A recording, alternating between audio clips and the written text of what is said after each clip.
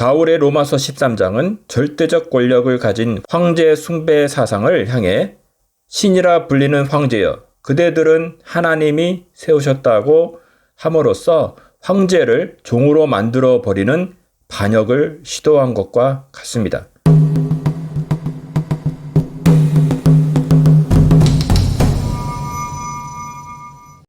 우리는 그동안 하나님의 말씀 그 중에서 특히 예언에 관한 말씀을 해석하고 현 시대를 비추어 보려는 노력을 많이 해왔습니다. 수많은 하나님을 대적하는 적그리스도들이 많이 나타나 정치를 이용하여 성도들을 핍박해 왔습니다.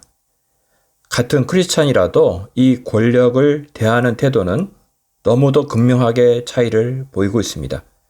특히 로마서 13장 말씀을 인용하여 무조건 권력을 잡은 정부에 대해서는 복종하는 것이 하나님의 뜻이라는 부류가 있는 반면에 부정과 불의가 있으며 국민을 섬기지 않고 오히려 군림하려는 권력에 대해서는 불복종해야 한다는 부류가 있습니다. 그래서 로마서 13장 말씀에 대해 어떻게 해석하는 것이 올바른 것인지에 대해 알아보도록 하겠습니다. 로마서 13장 말씀입니다. 로마서 13장 각 사람은 위에 있는 권세들에게 복종하라. 권세는 하나님으로부터 나지 않음이 없나니 모든 권세는 다 하나님께서 정하신 바라. 그러므로 권세를 거스르는 자는 하나님의 명을 거스름이니 거스르는 자들은 심판을 자취하리라. 다스리는 자들은 선한 일에 대하여 두려움이 되지 않고 악한 일에 대하여 되나니 네가 권세를 두려워하지 아니하려느냐. 선을 행하라. 그리하면 그에게 칭찬을 받으리라. 이 말씀을 기록한 저자로 알려진 바울은 어떠한 의미로 이 말씀을 기록하였을까요?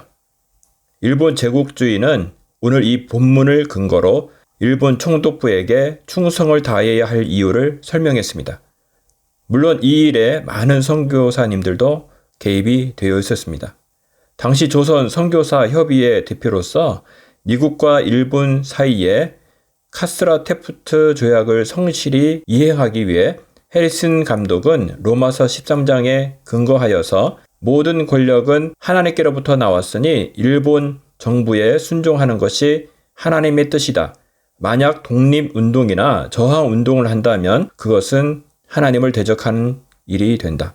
그러므로 조선 기독교인들은 일본 정부에 순종하되 단 마음으로 순종해야 한다고 말했습니다. 그리고 다시는 3.1운동 같은 것을 하지 않아야 한다고 가르쳤다고 합니다. 우리가 이 말에 동의할 수 있을까요? 이렇게 사용되는 것이 정당하다면 바울은 로마 제국주의의 앞잡이가 되어서 이런 말을 한 것이 됩니다. 하지만 그렇게 따지면 바울도 기독교 신앙을 버리라는 황제의 명을 거역하다가 참수를 당했습니다. 그렇게 따지면 바울도 황제의 명령을 순종하지 않아서 자신도 죽음을 당했는데 그렇다면 그의 순교는 비성경적인 것일까요? 그럴 수 없습니다. 그렇지 않다면 우리는 바울의 의도가 그런 종류의 메시지가 아니란 것을 알 수 있는 것입니다.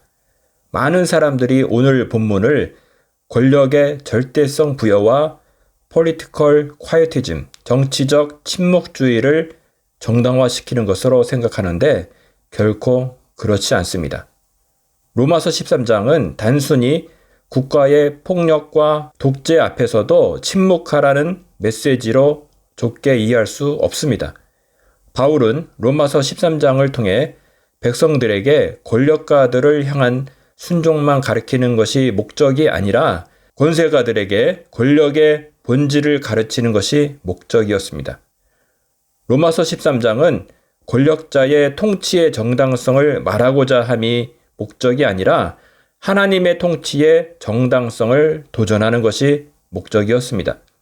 그러므로 로마서 13장은 권력에 대한 충성의 이유를 설명하는 것이 목적이 아니라 권력의 본질이 무엇인지 그리고 역설적으로 권력이 원래의 목적을 벗어났을 때에는 통치의 정당성을 소멸시키고 저항할 수 있는 근거를 보여주는 것입니다.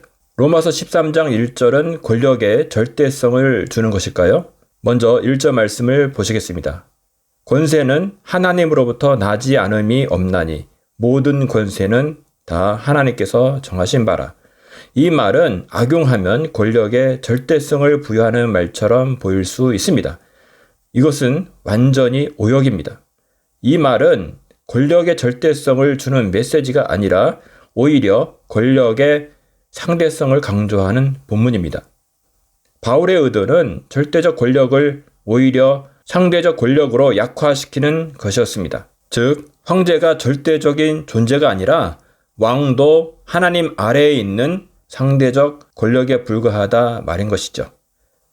원독자의 관점에서 보기를 원합니다. 당시 로마 시대는 황제를 신으로 여기는 황제 숭배 사상이 있을 때입니다. 질문을 던져보겠습니다. 소위 신이라 불리는 사나이들인 황제들 입장에서 모든 권력은 하나님으로부터 난다는 바울의 로마서 13장 메시지를 그들이 좋아했을까요?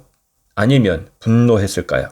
당시 모든 권력은 황제로부터 나온다는 생각을 하던 로마의 황제 입장에서는 이것은 황제를 모욕하는 도전이었던 것입니다. 말 그대로 권력의 근원을 권력의 변방으로, 권력의 수요자를 권력의 수혜자로, 권력의 왕을 권력의 종으로 바꾼 모욕이었습니다.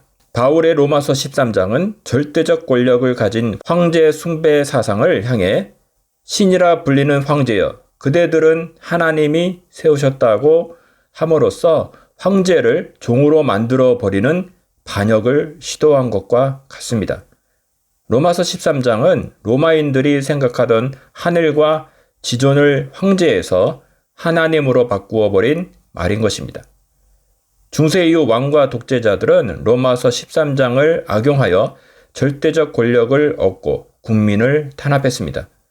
일본 교회와 친일파에 경도된 한국 교회는 일제시대 때에는 일본 군국주의와 총독부에 충성되는 것이 하나님의 뜻이라고 가르치는데 로마서 13장을 이용했고, 해방 이후에도 군사 독재와 국가 폭력이 자행되는 자리에서도 정치적 침묵과 독재 부역을 정당화하는 데 로마서 13장을 악용했습니다. 하지만 살펴본 것처럼 로마서 13장은 부패 권력의 바램과 달리 절대 권력을 강화하는 의도로 기록된 말씀이 아니라 절대 권력인 황제조차 상대적 권력임을 명시하는 말씀인 것입니다. 로마서 13장의 진정한 의미를 우리는 살펴보았습니다. 우리가 주의해야 할 것은 좌파나 우파나 자신에게 유리할 때에만 이 말씀을 왜곡하여 적용하는 것을 경계해야 할 것입니다. 자신이 속한 이념이 우선되는 것이 아닌 오직 하나님 말씀만이 우리를 주장할 수 있도록 해야 할 것입니다. 현 정권은 시간이 지날수록 그들의 발톱을 노골적으로 드러내고 있습니다. 그동안 방역을 핑계로 차별적으로 교회를 다루더니 급기야 교회를 폐쇄시킬 수 있는 법안을 발의하여 검사를 피하면 최대 징역 5년까지 구형할 수 있는 가히 방역 독재라 할 수 있는 법안을 남발하기에 이르렀습니다.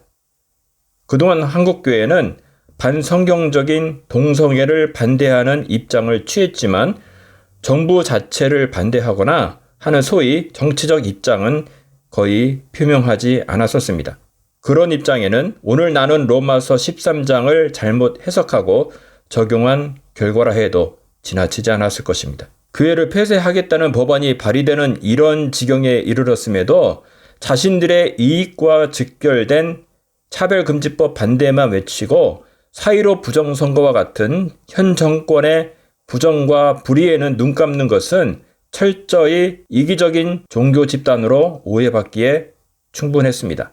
이제라도 부정과 불의에는 타협이 없으며 올바른 하나님의 말씀의 해석과 적용을 통해 하나님의 나라를 확장하는 데 한국교회가 앞장서길 기도합니다. 함께 기도합시다. 하나님 아버지, 우리는 그동안 하나님의 말씀을 오해하고 잘못 적용한 것들이 많이 있었음을 고백합니다. 하나님의 말씀을 자신의 이익을 지키기 위해 사용했음을 회개합니다. 이 부정과 불의에 빠진 이 대한민국을 긍휼히 여겨 주시옵소서.